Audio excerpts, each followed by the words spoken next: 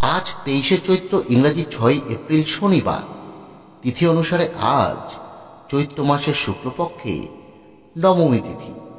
আর 5টি দিন থেকে এই দিনটি একদম আলাদা, কারণ এই দিনেই ভগবান তার সপ্তম অবতার রামরূপে এই ধরাধামে আবির্ভূত হয়েছিলেন। তিনি আবির্ভূত হয়েছিলেন অধর্মকে নাশ করে ধর্মকে প্রতিষ্ঠা করতে। তাই আজ গোটা দেশ জুড়ে পালিত হতে চলেছে পবিত্র রামনবমীর ব্রত। বন্ধুরা, এই দিন আপনারা ভগবান রাম বা ভক্ত শিরোমণি শ্রী হনুমানজির কাছে যা চাইবে তাই পাবে। তাই আজ আপনারা রামনবমীর ব্রত রাখুন আর না রাখুন, আজ আপনারা অন্য যে কাজেই ব্যস্ত থাকুন না কেন, আজ কিন্তু অবশ্যই ভগবান রামের এই গায়ত্রী মন্ত্রটি 108 বার শ্রবণ করতে একদমই ভুলবেন না। আজ শুধু এই মন্ত্র শ্রবণ করলেই আপনার সব মনোকামনা পূরণ হবে। আপনি জীবনে যা চাইবে তাই পাবে, একদম নিজের মতো করে। তবে বন্ধুরা, মন্ত্র শ্রবণ করা শুরু করলে আপনাকে পুরো 108 বারই শ্রবণ করতে হবে, কারণ অর্ধেক বা আংশিক শ্রবণ করে ছাড়লে এই মন্ত্র থেকে কোনো ফলই আপনারা পাবেন না।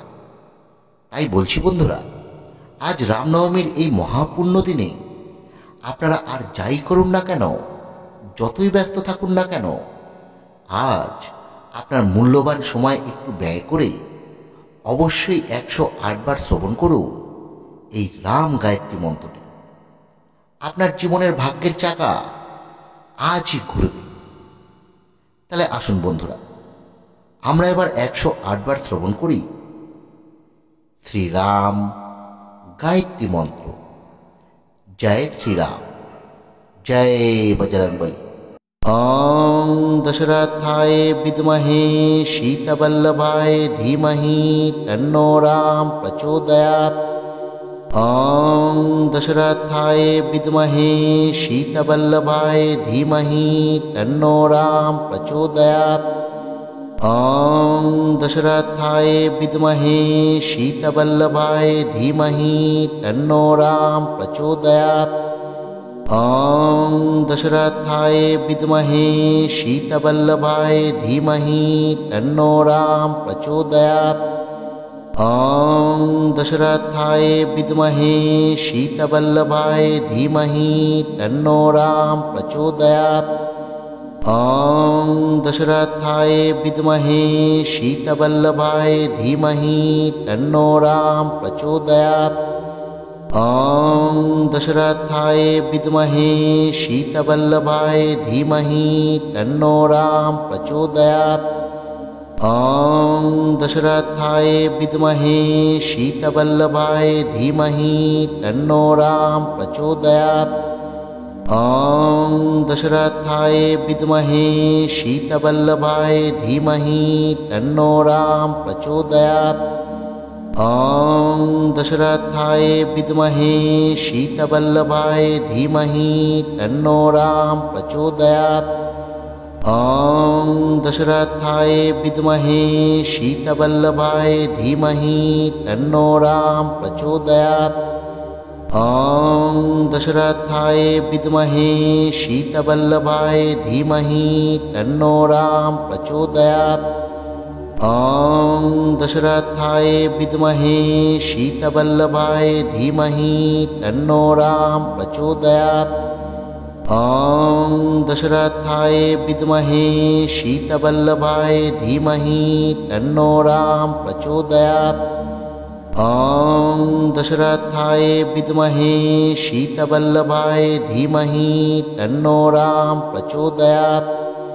ओं दशरथाय विद्महे शीतवल्लभाय धीमहि तन्नो राम प्रचोदयात्। ओं दशरथाय विद्महे शीतवल्लभाय धीमहि तन्नो राम प्रचोदयात्। ओं दशरथाय विद्महे शीतवल्लभाय धीमहि तन्नो राम प्रचोदयात्।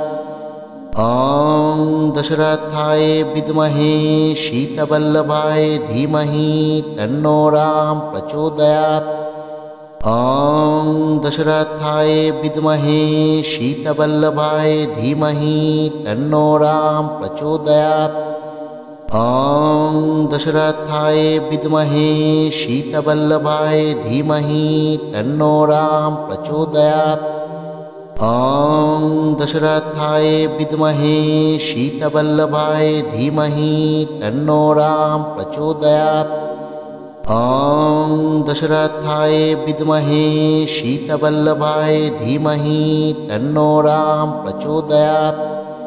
ॐ दशरथाय विद्महे शीतवल्लभाय धीमहि तन्नो राम प्रचोदयात्।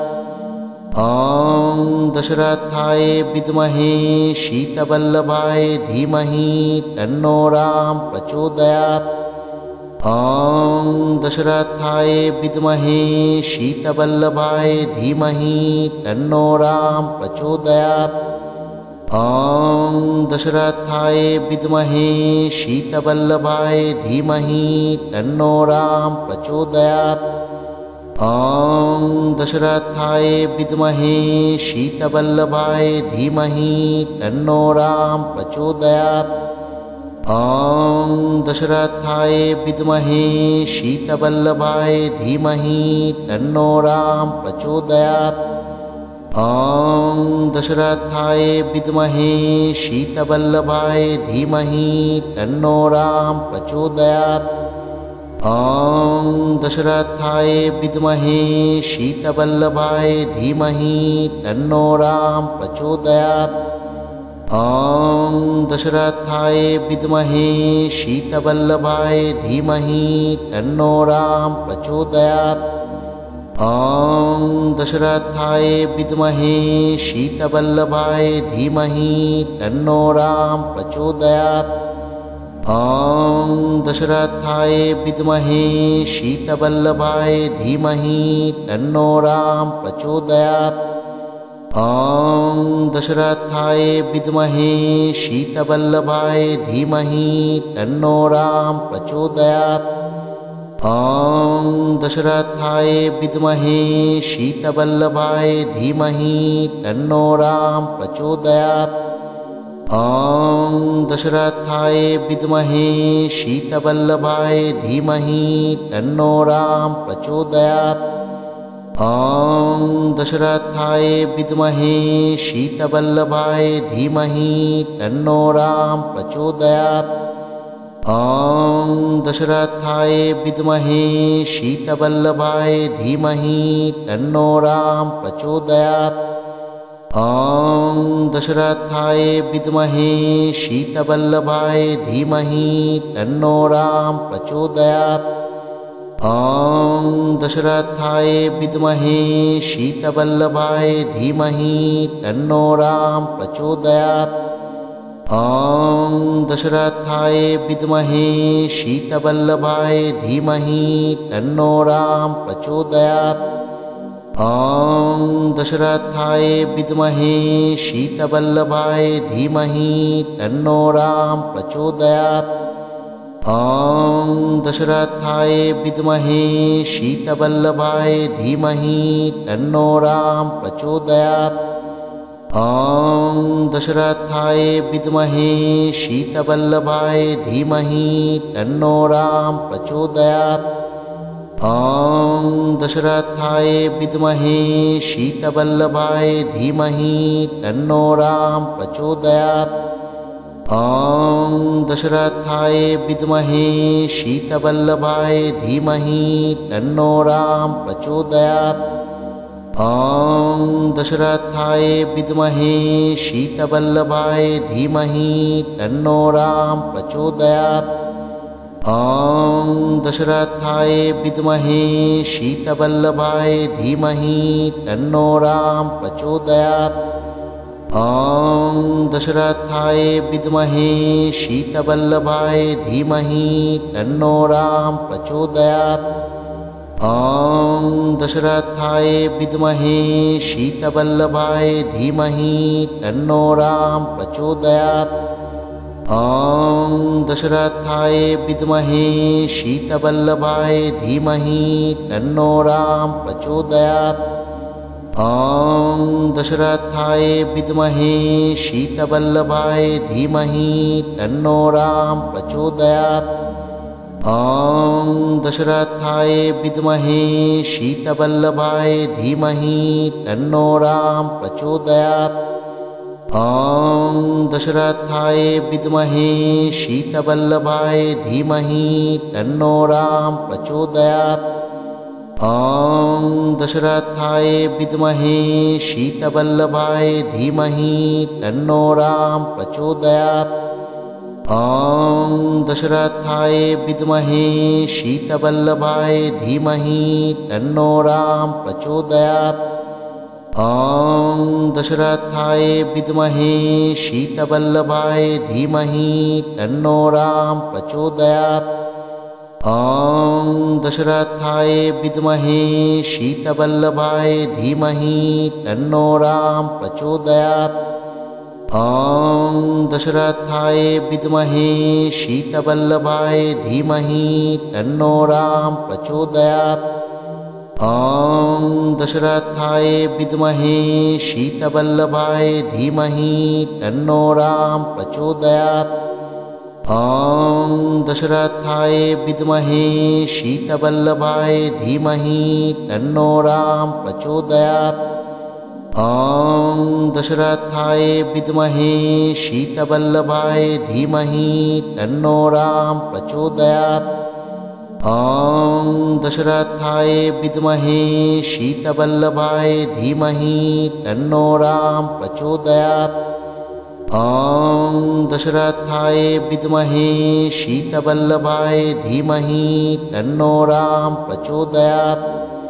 ॐ दशरथाय विद्महे शीतवल्लभाय धीमहि तन्नो राम प्रचोदयात्। ॐ दशरथाय विद्महे शीतवल्लभाय धीमहि तन्नो राम प्रचोदयात्। ॐ दशरथाय विद्महे शीतवल्लभाय धीमहि तन्नो राम प्रचोदयात्। ॐ दशरथाय विद्महे शीतवल्लभाय धीमहि तन्नो राम प्रचोदयात्। ॐ दशरथाय विद्महे शीतवल्लभाय धीमहि तन्नो राम प्रचोदयात्। ॐ दशरथाय विद्महे शीतवल्लभाय धीमहि तन्नो राम प्रचोदयात्। ॐ दशरथाय विद्महे शीतवल्लभाय धीमहि तन्नो राम प्रचोदयात्। ॐ दशरथाय विद्महे शीतवल्लभाय धीमहि तन्नो राम प्रचोदयात्। ॐ दशरथाय विद्महे शीतवल्लभाय धीमहि तन्नो राम प्रचोदयात्। ॐ दशरथाय विद्महे शीतवल्लभाय धीमहि तन्नो राम प्रचोदयात्। ॐ दशरथाय विद्महे शीतवल्लभाय धीमहि तन्नो राम प्रचोदयात्। ॐ दशरथाय विद्महे शीतवल्लभाय धीमहि तन्नो राम प्रचोदयात्। ॐ दशरथाय विद्महे शीतवल्लभाय धीमहि तन्नो राम प्रचोदयात्। ॐ दशरथाय विद्महे शीतवल्लभाय धीमहि तन्नो राम प्रचोदयात्।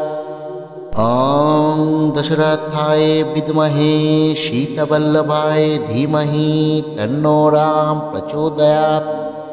ॐ दशरथाय विद्महे शीतवल्लभाय धीमहि तन्नो राम प्रचोदयात्।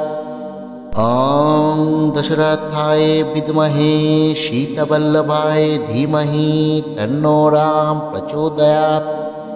ॐ दशरथाय विद्महे शीतवल्लभाय धीमहि तन्नो राम प्रचोदयात्। ॐ दशरथाय विद्महे शीतवल्लभाय धीमहि तन्नो राम प्रचोदयात्। ॐ दशरथाय विद्महे शीतवल्लभाय धीमहि तन्नो राम प्रचोदयात्। ॐ दशरथाय विद्महे शीतवल्लभाय धीमहि तन्नो राम प्रचोदयात्। ॐ दशरथाय विद्महे शीतवल्लभाय धीमहि तन्नो राम प्रचोदयात्। ॐ दशरथाय विद्महे शीतवल्लभाय धीमहि तन्नो राम प्रचोदयात्। ॐ दशरथाय विद्महे शीतवल्लभाय धीमहि तन्नो राम प्रचोदयात्। ॐ दशरथाय विद्महे शीतवल्लभाय धीमहि तन्नो राम प्रचोदयात्। ॐ दशरथाय विद्महे शीतवल्लभाय धीमहि तन्नो राम प्रचोदयात्। ॐ दशरथाय विद्महे शीतवल्लभाय धीमहि तन्नो राम प्रचोदयात्। ॐ दशरथाय विद्महे शीतवल्लभाय धीमहि तन्नो राम प्रचोदयात्।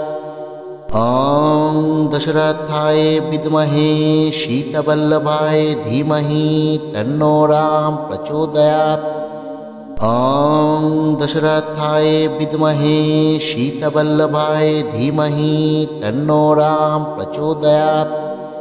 ॐ दशरथाय विद्महे शीतवल्लभाय धीमहि तन्नो राम प्रचोदयात्। ॐ दशरथाय विद्महे शीतवल्लभाय धीमहि तन्नो राम प्रचोदयात्। ॐ दशरथाय विद्महे शीतवल्लभाय धीमहि तन्नो राम प्रचोदयात्। ॐ दशरथाय विद्महे शीतवल्लभाय धीमहि तन्नो राम प्रचोदयात्। ॐ दशरथाय विद्महे शीतवल्लभाय धीमहि तन्नो राम प्रचोदयात्। ॐ दशरथाय विद्महे शीतवल्लभाय धीमहि तन्नो राम प्रचोदयात्। ॐ दशरथाय विद्महे शीतवल्लभाय धीमहि तन्नो राम प्रचोदयात्। ॐ दशरथाय विद्महे शीतवल्लभाय धीमहि तन्नो राम प्रचोदयात्। ॐ दशरथाय विद्महे शीतवल्लभाय धीमहि तन्नो राम प्रचोदयात्। ॐ दशरथाय विद्महे शीतवल्लभाय धीमहि तन्नो राम प्रचोदयात्। ॐ दशरथाय विद्महे शीतवल्लभाय धीमहि तन्नो राम प्रचोदयात्। ॐ दशरथाय विद्महे शीतवल्लभाय धीमहि तन्नो राम प्रचोदयात्। ॐ दशरथाय विद्महे शीतवल्लभाय धीमहि तन्नो राम